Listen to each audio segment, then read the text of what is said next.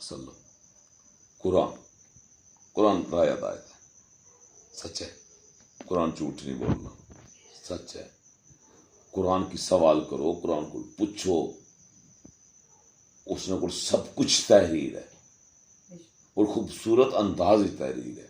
سوال کرو قرآن کو، سوال کتاب کہ قرآن تیرے اندر تحریر لکھی، تیرے اندر ریٹن لکھا کہ اللہ قرآن ہی فرما رہا ہے کہ میں تمہاری باتیں تمہارے منہ پہ دے ماروں گا، مجھے تیری عبادت کی ضرورت نہیں، میری عبادت کے لیے میرے فرشتے ہی کافی ہیں. تو قرآن رہنمائی کر اللہ سڑی منہ پر کیوں سڑیاں باتاں مارسی اور کنہ نے منہ پر مارسی؟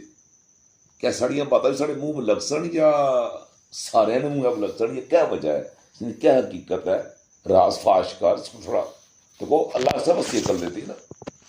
تو قرآن آ کیا دو وجوہات، کتنی وجہ؟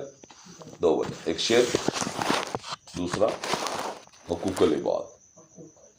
ایک شرک، دوسرا حقوق العباد. شرک کیا کہ اللہ تو علاوہ کسے ہور نال اس کی پکارنا، شرک ہے. کیونکہ اس میں اعظم جڑا ہے وہ اللہ ہے، اور جس چیز اب ساڑی کی دعویٰ اور عہد لیتا گیا وہ عہد اسی کی اللہ وحدہ لا شریک ہے، اس کا کوئی شریک نہیں.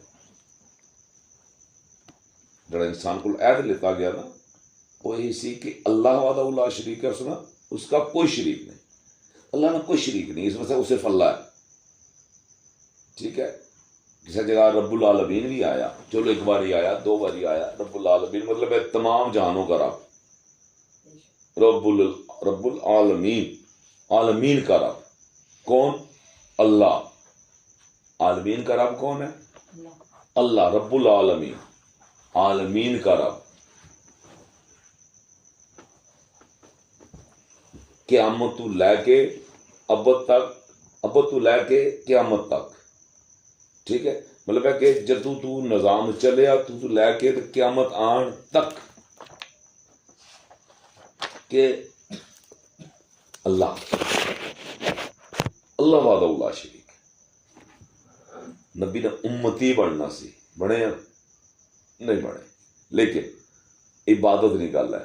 اللہ کیوں منہ دے مارسی؟ اس کا دو وجہ، شرک. دوسری کیڑی وجہ؟ حقوق العباد. دوسری کیڑی وجہ؟ حقوق العباد.